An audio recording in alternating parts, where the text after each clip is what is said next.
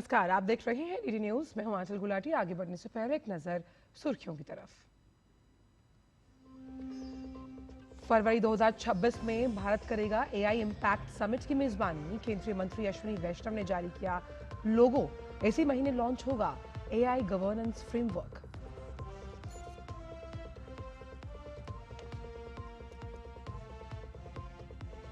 बिहार में अमित शाह ने आरजेडी और कांग्रेस पर साधा निशाना। कहा, इंडी गठबंधन बिहार में आया तो घुसपैठिए बढ़ेंगे, एनडीए आया तो बिहार बढ़ेगा।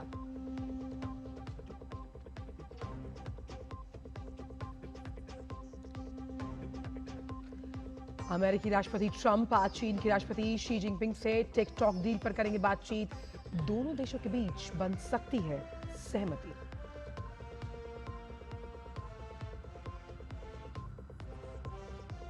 खेल की खबरों में वर्ल्ड रेसलिंग चैंपियनशिप में अंतिम पंघाल ने कांस्य पदक जीतकर भारत का खोला खाता। फ्री स्टाइल 53 किलोग्राम भार वर्ग में स्वीडन के खिलाड़ी को 9-1 से दी मात।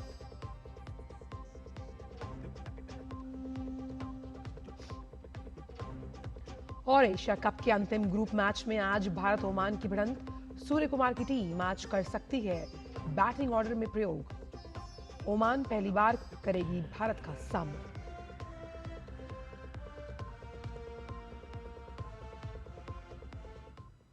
और आइए जानते हैं इन सभी खबरों को विस्तार के साथ। भारत में एआई इम्पैक्ट समिट का अगला संस्करण फरवरी 2026 में आयोजित होने वाला है, जिसका लोगो रिलीज कर दिया गया। भारत की मेजबानी में इस समिट में आर्टिफिशियल इंटेलिजेंस और उसके प्रभाव पर चर्चा की जाएगी।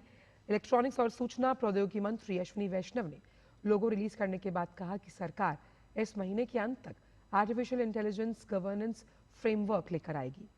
नई दिल्ली में एआई इम्पैक्ट समिट 2026 से जुड़े एक कार्यक्रम में अश्विनी वैष्णव ने कहा कि व्यापक विचार विमर्श के बाद इस फ्रेमवर्क को तैयार किया गया है और इसमें यह सुनिश्चित किया गया है कि आम लोगों की पहुंच तकनीक तक हो पाए। उन्होंने कहा कि सरकार देश भर में 500 से अधिक एआई डेटा लैब स्थापित कर रही है। केंद्रीय मंत्री ने कहा कि एआई आधारित पहल से शिक्षा में सीखने के नतीजे बेहतर हुए, कृषि को मजबूती मिली और स्वास्थ्य सेवाओं की गुणवत्ता बढ़ी है। ऑनलाइन गेमिंग से संबंधित नए नियम अगले महीने यानी अक्टूबर की पहली तारीख से लागू होंगे। केंद्रीय मंत्री अश्विनी वैष्णव ने कहा कि मंत्रालय ने ऑनलाइन गेमिंग कंपनियों और हितधारकों के साथ कई बार चर्चा की और अब 1 अक्टूबर को नए नियम लागू करने से पहले इंडस्ट्री के साथ एक दौर की चर्चा की जाएगी।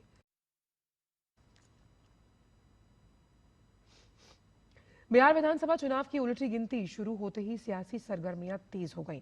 गृह मंत्री अमित शाह ने चुनावी रणनीति तय करने की पहले मुख्यमंत्री नीतीश कुमार से मुलाकात की। उन्होंने रोहतास और बेगूसराय में पार्टी कार्यकर्ताओं को संबोधित भी किया। अमित शाह ने पार्टी कार्यकर्ताओं को जीत का मंत्र दिया और दावा किया कि भाजपा बिहार में 2/3 बहुमत से जीत दर्ज करेगी। अमित शाह ने कहा कि इंडी गठबंधन यदि बिहार में आ गया तो घुसपैठिए बढ़ेंगे और एनडीए आएगा तो बिहार आगे बढ़ेगा। बिहार में एनडीए की प्रचंड जीत के बाद राहुल बाबा किसी अन्य राज्य में घुसपैठिया बचाओ रैली निकालने की हिम्मत नहीं कर पाएंगे। केंद्रीय कृषि और किसान कल्याण मंत्री शिवराज सिंह चौहान आज राजधानी दिल्ली में एक अहम बैठक की अध्यक्षता करने वाले हैं। बैठक का उद्देश्य कृषि मशीनरी और उपकरणों पर हाल ही में घोषित जीएसटी दरों में कमी के निर्णय पर चर्चा करना है। वहीं किसानों तक इसके लाभों का व्यापक प्रसार सुनिश्चित करना और सुधार उपायों के सुचारू क्रियान्वयन की रणनीति बनाना भी इसी बैठक में तय किया जाएगा। मोदी सरकार द्वारा जीएसटी में कमी से ट्रैक्टर और अन्य मशीनरी की कीमतें किसानों के लिए 7 से 13% तक घटेंगी। वहीं सब्सिडी योजनाओं और घटे हुए कराधान का दोहरा लाभ किसानों को मिलेगा। बैठक में ट्रैक्टर और कृषि यंत्रीकरण संघ, कृषि मशीनरी निर्माता संघ, अखिल भारतीय कंबाइन हार्वेस्टर निर्माता संघ और power tiller association of India सहित अन्य संबंधित संगठनों के प्रतिनिधि भाग लेने वाले हैं। केंद्रीय औषध मानक नियंत्रण संगठन ने मानक से कम गुणवत्ता और नकली दवाओं की सूची जारी की। अगस्त 2025 के लिए जारी आंकड़ों के अनुसार 32 दवा नमूनों को मानक से कम गुणवत्ता वाला पाया गया, जबकि राज्य औषध परीक्षण प्रयोगशालाओं ने 62 दवा नमूनों को NSQ घोषित किया है। इन नमूनों को गुणवत्ता मानकों में असफल पाए जाने के आधार पर चिन्हित किया गया।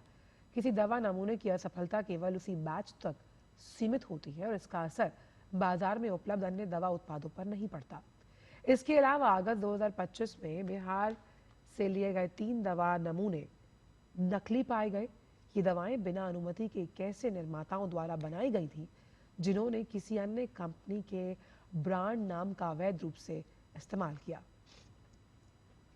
फिलहाल इस मामले की जांच की जा रही है और संबंधित नियमों के तहत मामले की कड़ी कार्रवाई की जाएगी। वहीं CDSCO का कहना है कि इस तरह की कार्रवाई राज्य औषध नियंत्रकों के सहयोग से नियमित रूप से होती है, ताकि बाजार में उपलब्ध दवाओं की गुणवत्ता सुनिश्चित की जा सके और मरीजों तक केवल सुरक्षित और प्रभावी दवाएं पहुंचे। रुक करते हैं अंतर्राष्ट्रीय खबरों का। अमेरिकी राष्ट्रपति डोनाल्ड ट्रंप और चीनी राष्ट्रपति शी जिनपिंग के बीच आज टिकटॉक के भविष्य को लेकर बातचीत होने जा रही है। इस बात की जानकारी खुद ट्रंप ने ब्रिटेन के प्रधानमंत्री कीर स्टारमर के साथ प्रेस कॉन्फ्रेंस के दौरान दी। उन्होंने कहा कि दोनों देशों के बीच इस मामले में समझौता काफी हद तक करीब है। उन्होंने कहा कि वो शी जिनपिंग से इसलिए बात करेंगे ताकि टिकटॉक पर कुछ फाइनल हो पाए। ट्रंप ने यह भी कहा कि उन्हें टिकटॉक पसंद है और इसके जरिए उन्हें चुनाव जिताने में भी काफी मदद हुई थी। रुक करते हैं खेल जगत से जुड़ी खबरों का।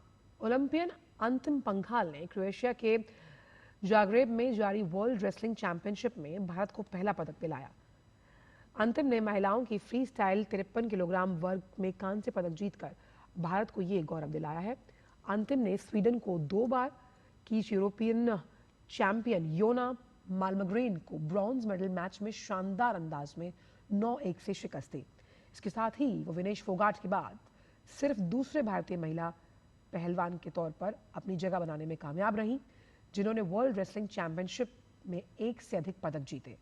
अंतिम ने इससे पहले भी 2023 बेलग्रेड वर्ल्ड चैंपियनशिप में कांस्य पदक अपने नाम किया, जहां उन्होंने इसी प्रतिद्वंदी को 16-6 से हराकर पोडियम फिनिश किया था। और अब बात क्रिकेट की। एशिया कप के अपने अंतिम ग्रुप मैच में भारत की भिड़ंत ओमान से है। भारत पहले ही सुपर 4 के लिए क्वालिफाई कर चुका। ऐसे में भारतीय टीम इस मैच में उन खिलाड़ियों को मौका देना चाहेगी जिन्हें अब तक मौका नहीं मिला।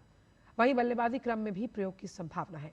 हालांकि मुख्य कोच गौतम गंभीर ज्यादा बड़े बदलाव करने के पक्ष में नहीं है, लेकिन उम्मीद है कि रविवार को पाकिस्तान के साथ होने वाले बड़े मुकाबले से पहले जसप्रीत बुमराह जैसे प्रमुख खिलाड़ियों को आराम दिया जाए। ओमान की टीम पहली बार भारत का सामना करेगी, जो उसके लिए एक मुश्किल चुनौती है।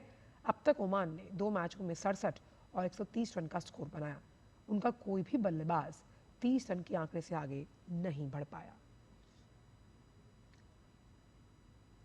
और फिलहाल सांकेतिक भाषा के समाचार में इतना ही। मुझे और शरद को दीजिए इजाजत। नमस्कार।